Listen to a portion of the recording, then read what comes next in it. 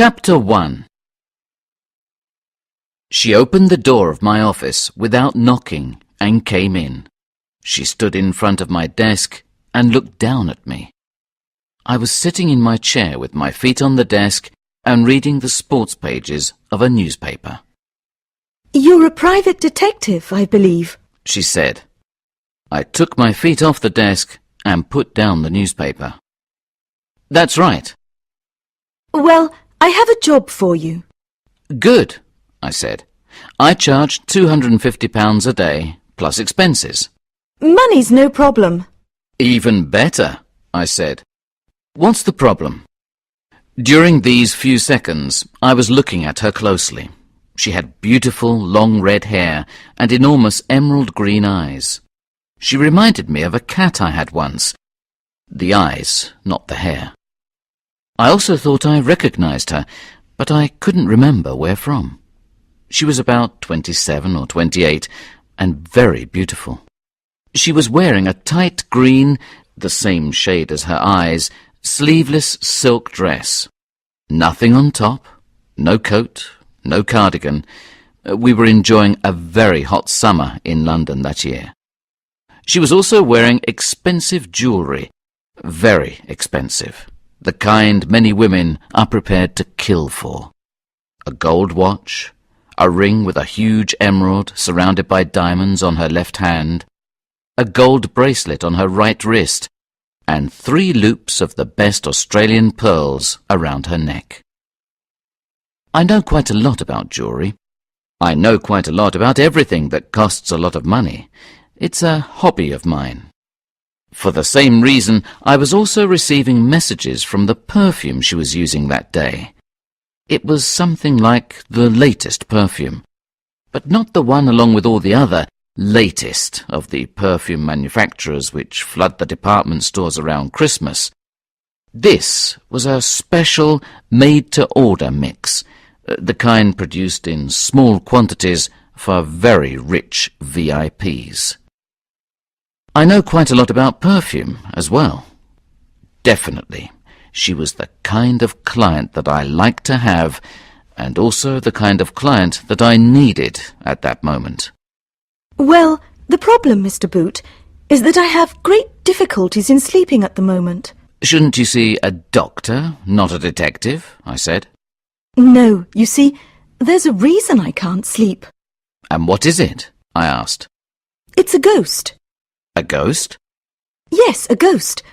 A ghost in my house. And 2 or 3 nights a week, about midnight or 1 o'clock, I hear strange noises in the house." Now, I don't believe in ghosts, but I do believe in rich, beautiful clients. So, I asked her to sit down. While she was doing this, I tried to think of intelligent questions that you can ask about ghosts. "Well, first of all, when did this start?" "About 3 months ago." "And where do the noises come from? From which part of the house, I mean? In your bedroom, or—" "No, not in my bedroom. In fact, quite a long way from my bedroom. It's a very big house, you see. My bedroom is on the 2nd floor. There are 3 floors altogether. All I can be sure of is that the noises come from below where I sleep, not above." "I see. And have you ever gone down to find out what's going on?" "Yes, 2 or 3 times. But each time the noise stops a moment or 2 later, while I'm going down the stairs.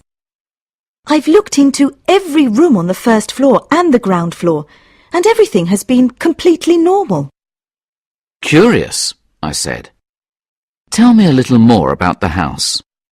"Well, it's about 350 years old. It's in Surrey, in the country, not far from Sutton. It was built in the 2nd half of the 17th century. Its last owner was my father. He died about a year ago. He left the house to me. He left everything else to me as well." "He was very rich, I presume." "Yes, very. He was Sir Arthur Willing." "Good God! You're Sir Arthur Willing's daughter?" "Yes, my name is Selena Willing." Sir Arthur Willing's daughter? I couldn't believe it. Her photograph was often in the newspapers. Without doubt, she was the kind of client that I needed at that moment. Chapter 2.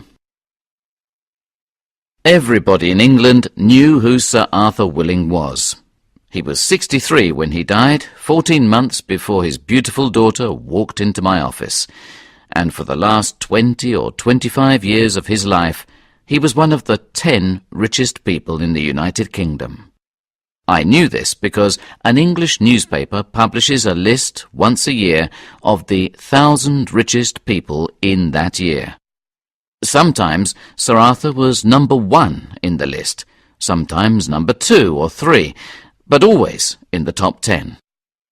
Surprisingly, Sir Arthur was born into a very poor family in a poor part of London. He left school when he was 15 to sell fruit and vegetables in a local street market. But Sir Arthur was one of those rare people who have a gift for business, and also the ambition to get to the top. By the time he was 18, he owned most of the stalls in the market. Then he opened his own import-export business when he was 20. From that time on, he became richer and richer. He bought or founded many more companies and extended his business interests into construction, furniture, insurance, and just about everything else. Sir Arthur was knighted for services to British industry when he was 30. He married when he was 32, and in the following years the couple had 3 children. Selena was first, and then 2 brothers. A few years later, Sir Arthur's wife died. Sir Arthur never remarried. Sir Arthur's favourite child was Selena. She was like her father in many ways. She was a good student and a very hard worker, and she loved her father very much. She helped her father with all his business too. She learnt everything that her father was able to teach her about companies, finances, the stock market, and so on. On the other hand, Sir Arthur's relationship with his 2 sons was never very successful. They were not at all like their father. They were very bad students, very lazy, and only interested in having fun. They escaped from the house as often as they could in the evenings. This was not difficult because their father usually worked late and didn't return home until 11 or 12. The boys went to the cinema or to discotheques or to games parlours. Both went to good universities but failed almost all their examinations and left without taking a degree. Finally, when the boys were 19 and 20, their father lost patience with them. He tore up his will, which was made years before. In this will, all his money and possessions and business interests were left to his 3 children equally. Then he made a new will, which left everything to Selena. Well, except for one little company in Bangkok, in Thailand, which exported hand-carved teak furniture to Britain and other countries. This company did not make a big profit, but enough for his 2 sons, as owner-directors, to earn a living. Of course, when Sir Arthur died and his will became known, the sons reacted badly. They found a solicitor who agreed to defend their interests. A long court case followed. Every day there were articles about it in all the newspapers. Finally, Selena won the case and stayed in possession of all her inheritance. The boys angrily left the family house in Surrey and went to share a tiny rented flat in a not very exclusive part of London. Chapter 3. Before Selena left my office that day, I told her that I needed to see her house first. I wanted to look for clues. The next day, I drove to the town of Sutton. I left the car parked and got a taxi. I had directions with me, written by Selena. However, I didn't need them. The taxi driver knew where the Willing mansion was. We left the town and drove into the country. After 15 minutes, we arrived at an enormous stone wall beside the road. We followed this wall for a few minutes until we came to a gate made of iron bars. It was closed, and behind it was a uniformed security guard.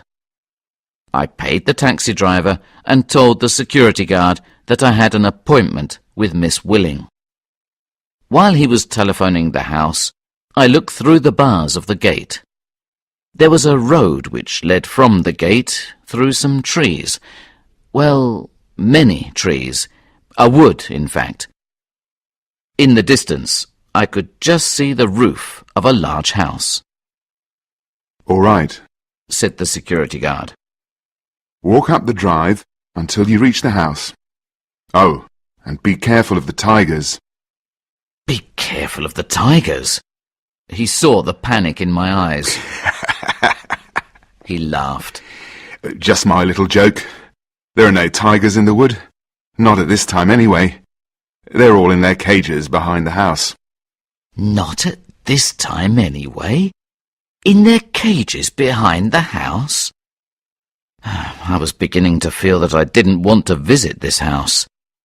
But the guard opened the gate, and I went in and walked quickly, very quickly, up that driveway. About 75 yards from the house, the trees stopped. Then there was an open space, a forecourt, and then the house. Magnificent. A real English stately home. In the centre was a huge wooden front door, open, and Selena was standing in the doorway. Hello, She said brightly. how are you today, Mr. Boot? I needed 3 or 4 seconds to catch my breath. Fine, thanks, I said, surprised. And you? We went into the house, and she offered me some tea or coffee. I said that I wanted to inspect the house first. She took me on a guided tour, first of the ground floor. A living room, at least twice as big as my flat, with a large ornamental marble fireplace in the centre of one wall. A dining room with a dark, polished wooden table, about 10 yards long, in the centre, with chairs around it. The kitchen and the pantry, a room that Selena used as an office. Various other smaller rooms. Afterwards we went upstairs to look at the bedrooms and bathrooms on the first floor. We didn't go higher because Selena was sure that the noises came from below where she slept, on the second floor. We returned to the living room, and Selena rang a bell. A pretty little maid, about 18 years old, appeared, and Selena asked for coffee. It arrived almost immediately, and we sat down to talk. Well, Mr. Boot, any clues? Any ideas? I confessed that there was nothing strange or suspicious that I could see. Then I asked her if I might sleep in the house for at least one night. Why not, Mr. Boot? The servants will prepare a bedroom for you on the same floor as mine. Will you come tonight? I said yes, and at the same moment I remembered the tigers. Tell me, I said, was the security guard joking when he warned me about the tigers? Well, yes and no, Said Selena.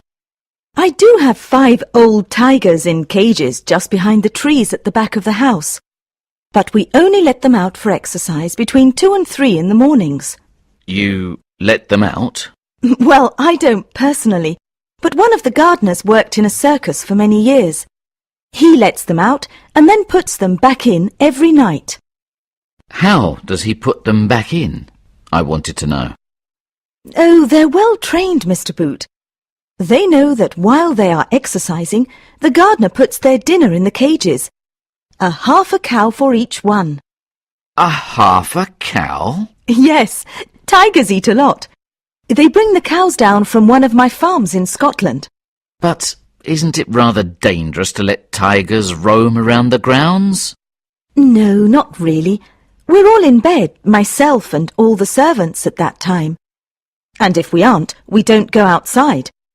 Anyway, as I said, they're quite old now and well-fed and probably quite harmless. But why do you have these tigers? They belong to my father, Mr. Boot, and were part of my inheritance. He loved the tigers, and because of that, I've kept them. But when they die, I won't get any more. I was glad to hear that. But have they never given you any problems? Well, not really. Well, yes, from time to time when they were younger. About 6 years ago, one of them ate one of the servants while he was smoking a cigarette on the forecourt. It was a shame. He was a nice man. Good God! I exclaimed. But is it legal to have tigers wandering about in a garden in England? I have no idea, Mr. Boot, she said. Chapter 4. I went back to the house at 10 o'clock that evening. I had a few more questions to ask Selena. This time, another security guard opened the gate. Selena met me at the front door again. She was dressed for bed, in pyjamas and a dressing gown. I always go to bed at 10 o'clock, she explained. I have to control all my father's business interests, and I go to bed early and get up early. That's not much of a life for a girl of your age, I said. Anyway, Miss, or do you prefer Ms. Willing? Miss is fine, but call me Selena, she interrupted with a smile. Fine, Selena, I said. Call me Richard, I added, with what I think is my most attractive and seductive smile. First, then, I have 1 or 2 questions I want to ask you. Of course. Please come in. I followed her into the living room, and we sat down. Well, firstly, do you ever see your brothers these days? Do you have a good relationship with them? I asked. No, is the answer to both questions, I'm afraid.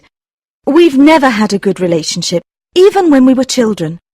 They were always against me. They used to call me Daddy's little girl because I loved my father and I wanted to help him, especially after my mother died. They left here after the problem of the inheritance was over. You know all about that, I suppose. I nodded. That was about a year ago, she continued. And I've only seen them once since, by chance. I was walking past a cafe near Knightsbridge, and I saw them through the window. They were talking to 2 or 3 other men, foreign men, I think, dark-haired and fairly dark skins, from some part of Asia, perhaps. I see, I said. But another question. Do they have keys to the gate and to the house? Selena looked surprised. Do you suspect them of something? She asked. Let's say I'm trying to eliminate possibilities. Well, yes, I suppose they still have keys to the house, but not to the gate. No one has a key to the gate except the security men. There are 5 of them, and they work shifts. 2 work nights and the others during the day. At least one of them is on duty 24 hours a day. And another question. Does anyone else live in the house? No, not even the servants. There were some old stables which we converted into apartments some years ago. Close to the house, on one side. All the servants live there. So, I said, after 11 or 12 at night, there's no one in the house except you. That's right, she answered. All right, just one more question before you go to bed. There isn't a basement or cellar below this house, is there? No, nothing. Somewhere there are some old plans of the house. I've seen them, and there's nothing but the 3 floors. Right, I said. No more questions for today. Oh, except, where do I sleep? One of the servants will show you to your room when you're ready to go to bed. If you want something to eat or drink, you just have to ring this little bell. Thank you, but I don't want anything. I'll go to bed soon too. I've brought a book to read in bed," I added. I took out of my pocket the book I was reading at the moment, a paperback copy of Henry Esmond, a well-known 19th century English novel by William Thackeray. "You like good books, Richard," said Selena. "So do I, when I have time to read. I've read that one, and everything else by Thackeray, I think. It's very good." I was beginning to like Selena. Young, very good-looking, and with good taste in literature. Just my kind of girl. Chapter 5. Nothing happened that first night. No noises, nothing. I saw Selena at breakfast, and I asked to stay another night. She said that I could stay as long as I wanted to. There were noises the second night. As I was getting up, I realized they were not inside the house, but outside, in the grounds, and they were not human noises, but animal noises. I looked at my watch. It was 2:25. I suppose the tigers were looking for another servant to eat. I went back to bed. The third night, yes, noises, this time inside the house. I thought I heard footsteps, and perhaps a door opened and shut. I got up immediately, put on my dressing gown, and went out of the bedroom. Selena was coming out of her room at the same time. "Do you hear it?" she asked. "I can hear it. I'm going down to see what it is."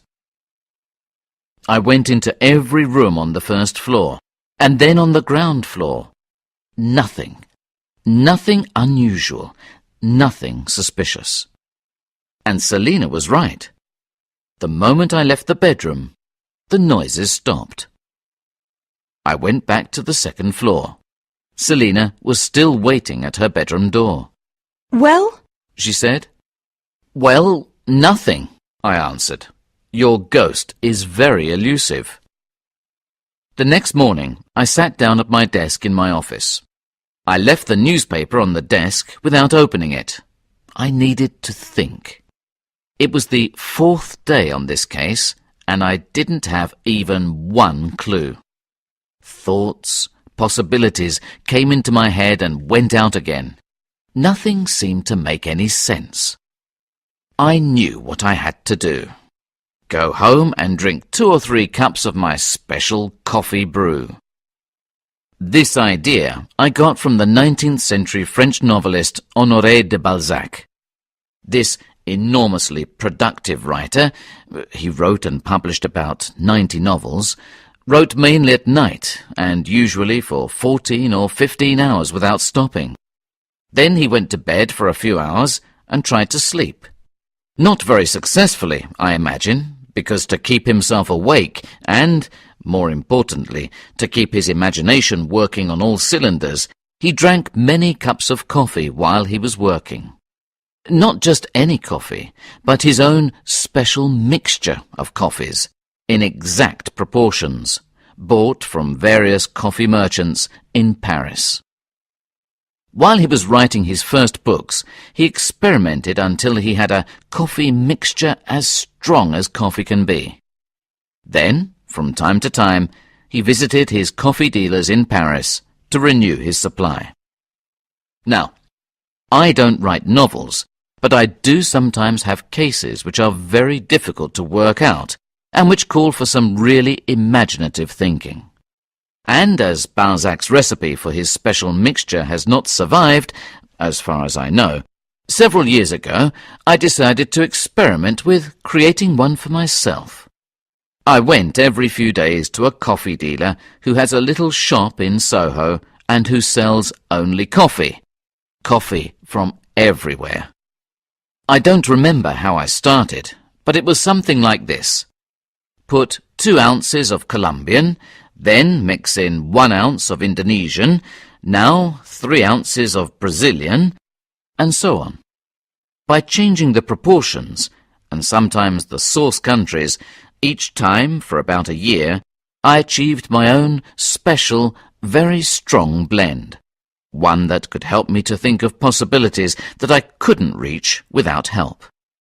Now, just as Balzac did, I go to my coffee dealer every 2 or 3 months. He knows me well. £2 of your special, Mr. Boot? He asks with a smile. At home, I made a pot of my mixture. Then I poured the first cupful, and, while I was sipping it, I did some housework. As I live alone, this is a necessity from time to time, although I'm not very good at it. So, still sipping, I made the bed for the first time that week and washed and dried some plates and cups and saucers which were waiting in the sink for me for the same length of time. Then I swept the kitchen floor, and I couldn't remember the last time I did that. After this, I sat down in my armchair and started drinking another cup. I began to concentrate on the case. But after the second cup, I still didn't have any good ideas. So I poured another cupful. Halfway through that cup, I decided that my special mixture wasn't working that day. The best thing to do was to take the rest of the day off and relax. I decided to make some lunch and then return to my armchair and finish reading Henry Esmond. Henry Esmond. Suddenly, yes, an idea came. The events in Thackeray's novel take place in the last years of the 17th century and the first years of the 18th. The 17th century was a very violent time in English history. Civil wars, the execution of a king, and bloody battles all around England between royalists and parliamentarians. And I remembered that once I read that during this period, secret rooms or cupboards were installed in some big country houses. Rooms or cupboards big enough to hide people during the wars. There is one secret cupboard, big enough for a man, in Henry Esmond.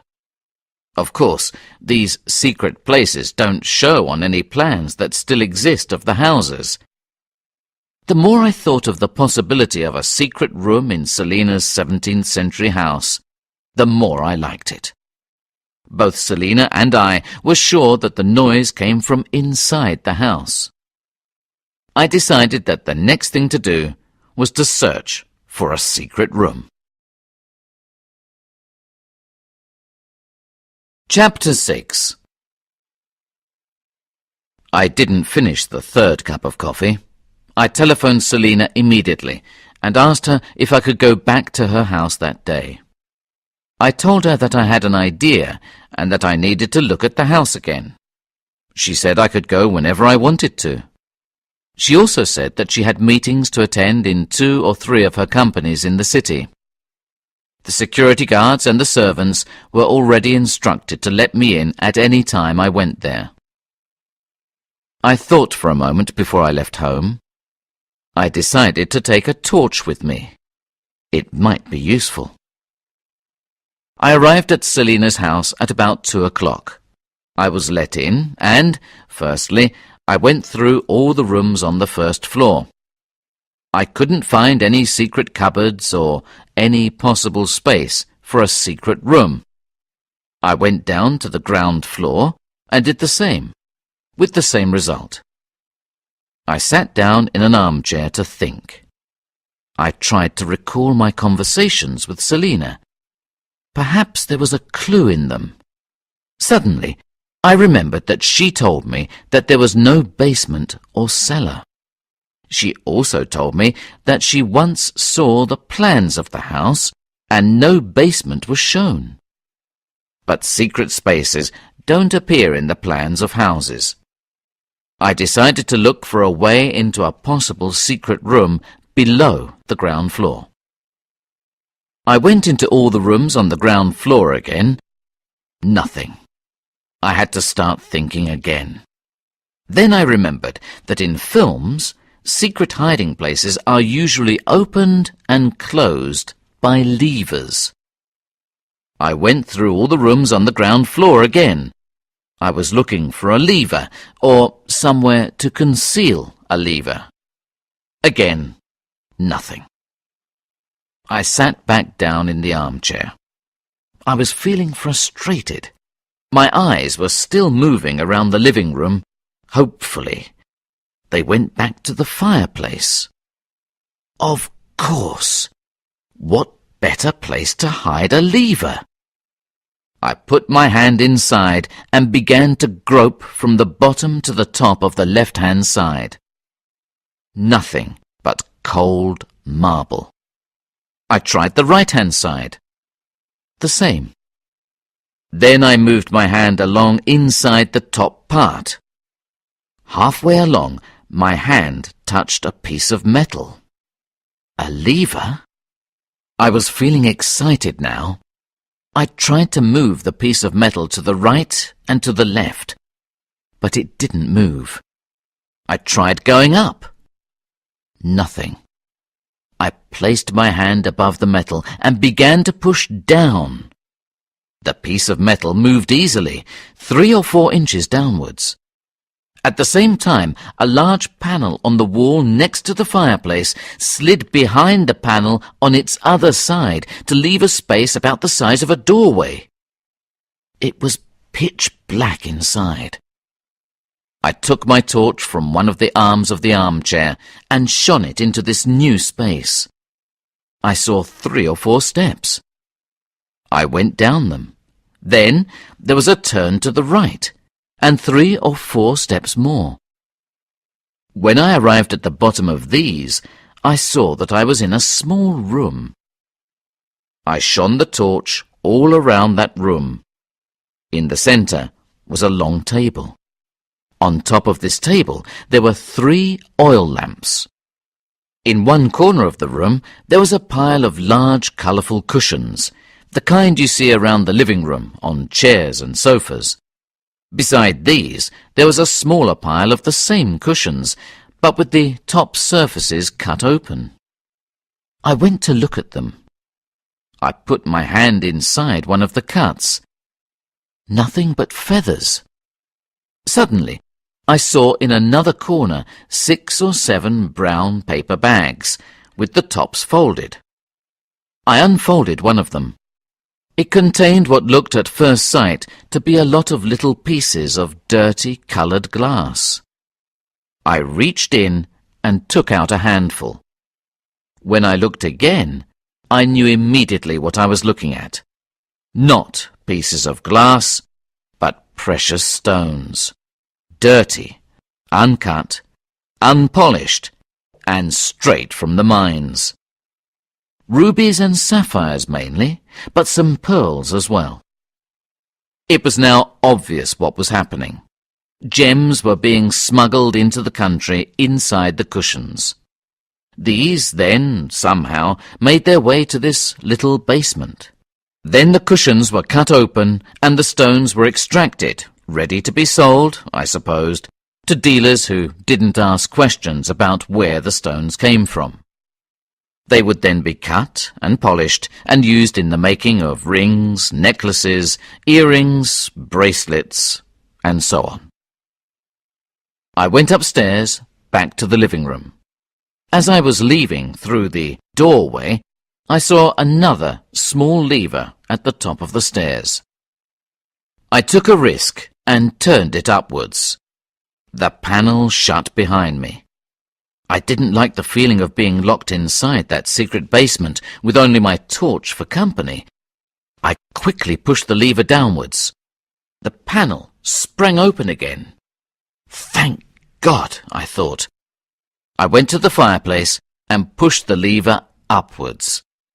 The panel closed. How clever, I thought. A secret room with a lever outside to open and close it, and one inside as well. Chapter 7. I knew what I had to do first. Back in my office, I telephoned Chief Inspector Snout at Scotland Yard. Ronald Snout was the head of a department which dealt with contraband goods. I knew him well because he was a great friend of my father's. Also, Snout and I once collaborated on another case of mine which involved the smuggling of human organs for transplants. Snout himself answered the telephone. Richard! How nice to hear from you. We chatted for a while, and then I told him that I had something for him. I asked if we could meet later that day at Dirty Dick's Cafe, only a few yards from Scotland Yard. Dirty Dick's is open 24 hours a day and is well known for its enormous English breakfasts. Eggs, bacon, sausages, tomatoes, and anything else you ask for, which they will serve you at any moment of the day or night. It is much used by policemen who are going on or off duty around the clock. We agreed to meet there at 6. Then I lay on the sofa in my office to go over things in my mind. Some people are good lateral thinkers. I, personally, am a horizontal thinker. At least, when I'm not drinking my special coffee mixture, I think better when I'm lying down. I wanted to put things together because I wanted to tell Snout as much as possible. I started to revise everything I knew. From the newspaper reports about the inheritance case a year before, to my conversations with Selena and my visits to her house. The boys' inheritance, a furniture company in Bangkok, and a lot of the precious stones which are smuggled into Europe come from Asia and Africa. The boys were talking to foreign men in a pub, possibly Asians, Selena said.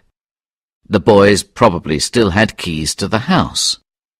The fact that they didn't have keys to the front gate worried me a little. Were the security men members of the gang? I arrived at Dirty Dick's a little early. I sat down at a table and ordered a pot of tea. 10 minutes later, Ronald Snout arrived. He looked just the same as he always did, in his late 50s, but tall and slim, with an athletic build, a luxuriant but well-trimmed moustache, and very well dressed. He looked more like a company director than a policeman. We greeted each other, and he ordered tea and 2 scones. Once he was seated, and after chatting for a couple of minutes, I told him the whole story. I started from the moment that Selena came into my office. He listened without comment. A good policeman must be a good listener. Ronald was very interested, of course, in what I had to say. He knew all about the Willing family, but he had no idea what the boys were doing. We talked about the best way to deal with this case. One possibility was to arrest the brothers immediately and interrogate them. But we agreed that this wasn't the best way to do it. They might not say who their accomplices were, and, anyway, these might leave the country the moment they found out that the boys were in the hands of the police. Finally, we decided to try to catch them, the boys and their accomplices, in flagrante delicto. That is, when they were in the basement, cutting open the cushions. We decided that I should stay at Selena's house again that night, and for more nights if necessary. Ronald asked me if I thought the gang were armed. I said I had no idea. In case they were, Ronald decided to have a group of armed policemen near the house during the night, prepared to force the security men to open the gate. If I heard noises, I had to telephone Ronald immediately on my mobile telephone. His men intended to move quickly up to the house. By that time, I had to be downstairs with the front door open and my hand on the lever in the fireplace. We said goodbye outside the cafe, and I went back to my office. I telephoned Selena to tell her I wanted to stay at least another night in her house. Then I told her that something might happen that night, and that I wanted to stay in her bedroom until I went to call her. She agreed.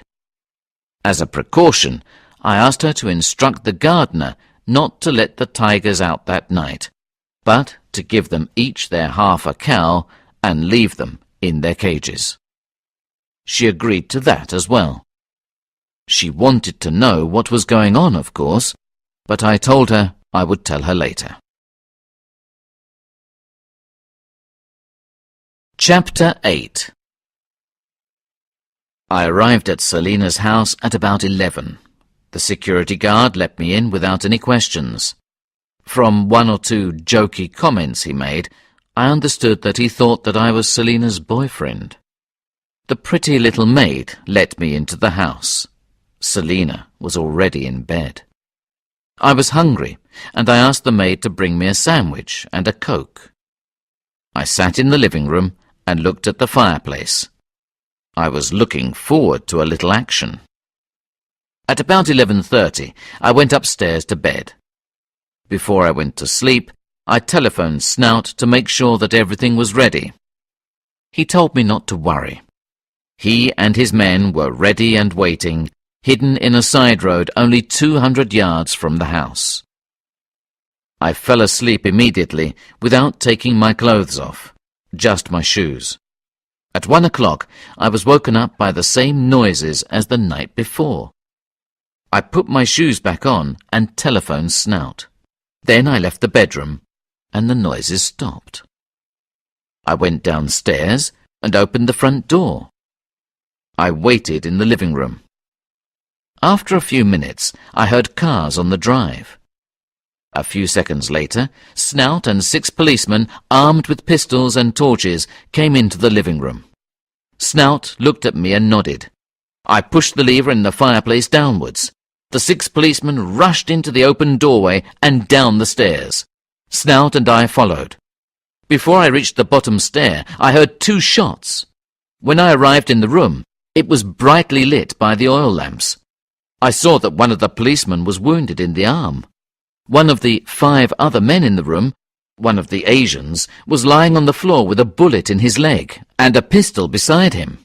The 2 brothers were there, unarmed, astonished, and very frightened. The 2 other men, both obviously Asians also, had pistols in their hands, but with 5 armed policemen with their weapons pointed at them, they didn't seem very sure what to do with them. Drop the guns! Ordered Snout. The pistols fell to the floor. All that was left to do was to handcuff the members of the gang and take them to the cars which were waiting on the forecourt, and then to take possession of the gems. The uncut cushions were also carried to the cars and loaded into the boots. 2 ambulances were called for the wounded men. Snout and I spoke for a minute or 2 before they all left. He told me that they would interrogate the men some time later. He promised to telephone me after that. I went upstairs and knocked on Selena's door. She was awake, of course, and I told her everything. "No ghost," I said. "Just some villains making a dishonest living." She seemed relieved, but a bit disappointed. I think she quite liked having a ghost in the house. I told her I would ring her later, after I talked to Snout. Chapter 9. Snout telephoned me about 2 o'clock that afternoon.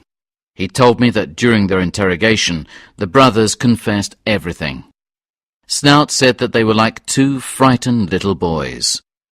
They were first offenders, so they had no experience of being questioned by police authorities. The Asians were more difficult, obviously hardened criminals, but they were caught red-handed, and the police had all the evidence they needed to prosecute them. Snout also told me that the 2 night security men were also in custody. They were paid by the rest of the gang to open the gate and help to carry the cushions up the driveway to the house. The other 3 security men were clean. They knew nothing about it. Then, because there were some things I didn't have clear, I asked Snout some questions. For example, how did the boys know about the secret room? They found it when they were only kids, while they were playing in the living room. They decided to keep it a secret, their private place that no one else knew about. One night, a few months ago, while Miss Willing was in the United States on business, they carried the table down there. They needed a surface to cut open the cushions. And how did this operation start, I wanted to know. Well, Said Snout. 2 or 3 months after they received their inheritance, the brothers went to Bangkok. They wanted to see the factory. They were there about 2 weeks. Somehow they got involved with a group of local people. You have met 3 of them. One is Burmese, by the way, and the other 2 Thais. These people are, in fact, experienced jewel smugglers, but the brothers didn't know that at the time. And the idea for this operation came from them, not from the brothers. Now, the brothers are pretty simple-minded, frankly. They were taken out to dinner several times to good restaurants by these nice people. Always invited, always paid for. After that, I think that it was easy to persuade them to take part in the scheme. Now, the company makes furniture from teak, and the accompanying cushions. So the plan was that the brothers returned to London with the 3 Asians, which they did. After that, a small group of local people, in the pay of the smugglers, began to enter the factory late at night, 2 or 3 nights a week. Their job was to make the cushions, and into every 3rd one, before they lined it, they put a bag of precious stones. They marked these cushions with a tiny X on the bottom surface. Then, together with other furniture which the company made, they were exported to England to be stored in the company warehouse in West Kensington. So when each consignment arrived, the brothers and the 3 other men visited the warehouse at night and filled the van with all the cushions marked with an X. They then drove to Miss Willing's house in Surrey. They arrived between 11 and 12. It was the brothers' idea to store the stones in their secret room. And then, when they got to Selena's house? Well, Said Snout. they couldn't drive the van up the drive, too much noise. So the guard on duty opened the gate and the 6 men carried the cushions up the drive to the front door. Then, before they opened the door, the guard returned to the gate. One of the brothers then opened the front door and went quickly and quietly to open the secret door. A second later, the other men went into the house as quickly and as quietly as possible with the cushions, and they all disappeared through the doorway beside the fireplace. They closed the door using the lever inside. The whole operation from opening the front door to closing the door of the secret room took only a few seconds. You and Miss Willing probably heard noises when the men were going in with the cushions. But by the time you got up and started to go down the stairs, everything was all over. The boys said that it is impossible to hear any noise from inside the secret room in any other part of the house. And they stayed there until about 1 in the morning, while they were taking the stones out of the cushions. Then they left quietly. All very impressive, I said. But why didn't Selena and I hear the men when they were going up the drive? Well, firstly, because they were trying to be as quiet as possible, and secondly, because Miss Willing's bedroom is at the back of the house. It overlooks the back of the garden. Where did you sleep, Richard? The same, yes. My bedroom overlooked the back too. I didn't think of that. But just one more question, Ronald. Where did the stones come from? Well, from Burma, actually. There are several gemstone mines in Burma, and they don't seem to be very well controlled.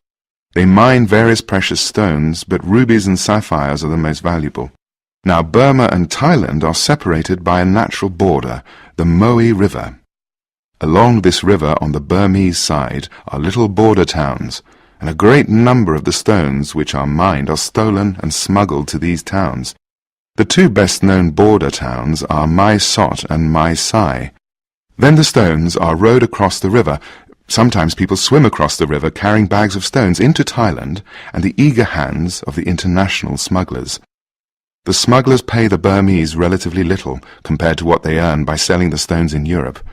Oh, and yes, the Burmese also have a pearl farming industry at Mergui in the archipelago of the Gulf of Martaban, to the south of the Burmese mainland. Many of the pearls from there also end up in the border towns. Chapter 10. I telephoned Selena next. I said I wanted to see her. She told me to go to the house when I wanted to that day, as she was working at home. I arrived a couple of hours later, about 4 o'clock. We sat in the living room and had tea. I told her all I knew after talking to Snout. She seemed a little sad. "What's wrong?" I asked. Well, She began. I'm a bit sorry for my brothers. I know we don't get on well, but... I told her that there was nothing I could do about that. But I cheered her up a little by saying that her brothers might learn a lesson by having to spend a little time in prison. And, anyway, their sentences were sure to be much smaller than those of the 3 Asian ringleaders. Her brothers didn't have police records, and I told her that it was clear to the police that they were used and manipulated by the other gang members. I suppose I should pay you, Richard. She then said. "That's a good idea," I replied. She went to a chest of drawers, opened a drawer, and took out a checkbook. Is a cheque all right? She asked. "Fine," I said. But I didn't go to Selena's house just to tell her what Snout told me, nor to be paid. I had something else on my mind. "Selena, I was wondering, well, the fact is, when I finish a case, I like to go out and celebrate. There's a little French restaurant in Soho. Very good food, excellent fish, and, well, I was wondering if you would like to have dinner there with me tonight." Finally, I said it. Her eyes brightened, and she gave me a beautiful smile. I'd love to, Richard. So we made the arrangements, and I left the house. I wanted to dance down the driveway. The case was solved. I had some money in my pocket, and I had a beautiful girl to take out to dinner that night. Life was treating me well. The last line of one of everyone's favourite old films came to my mind. As I tried to sound like Humphrey Bogart in Casablanca, I repeated it to myself. "Yes," I said, "this could be the start of a beautiful friendship."